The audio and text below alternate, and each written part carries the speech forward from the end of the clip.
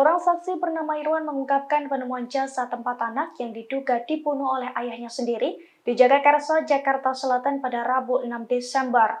Irwan juga mengungkapkan bahwa ia sempat melihat terduga pelaku menggendong anaknya sebelum sang anak tewas. Dilansir dari posbelitung.co, penemuan 4 jasad anak di Jagakarsa itu bermula ketika warga setempat mencium bau tidak sedap. Saat diperiksa oleh RT dan warga setempat, 4 bocah tersebut dalam kondisi sudah membusuk. Keempatnya pun berjajar di dalam kamar. Sementara ayah korban berinisial P ditemukan dalam kondisi terlentang dan tanpa busana di kamar mandi. Seorang warga sekitar, Irwan, menceritakan detik-detik sebelum penemuan jasad 4 anak tersebut.